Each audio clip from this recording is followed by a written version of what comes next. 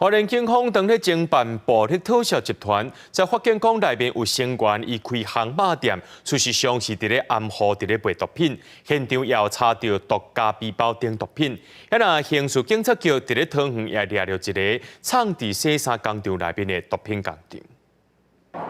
花莲警方本来是要侦办暴力偷钱集团，无想到意外掌握到情报资料有真侪毒品进入花莲。警方几日工了后发现，嫌犯竟然利用航马店暗号毒品交易，检警发动8位所在敲锤，个人伫店内敲出4000包毒品夹背包、彩虹烟、安徽汤面甲大麻这些。很显哦，这些不法分子平常时路边摆设烤肉摊的方式来作为幌子，实际他们从事贩卖毒品咖啡包。 大部分都是以此转手的方式交付现金之后，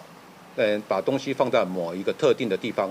另外，刑事局警察队嘛接到线报，讲有做毒集团伫桃园边镇洗衫工厂暗号制毒。桃园地检署发动桃园、台北市、新北市等8个单位50外警力强烈攻入去，个人伫铁锤楼顶发现真侪做毒的工具甲毒品。搜索查扣了3级毒品 K 他命以及4级毒品 N-Buck， 总共54.5公斤，以及 3级毒品 K 他命半成品1公吨242公斤，制毒工具等大批的赃证物。这两件卖毒做毒的案件，嫌犯拢是以违反毒品危害防治条例罪嫌上班，主嫌拢经受押禁见。警方表示，才会用其他行业做暗号卖毒做毒的模式愈来愈多，呼吁民众若是看到可疑的行为，会当主动报警扫毒毒品，检举奖金上悬1000万。记者综合报道。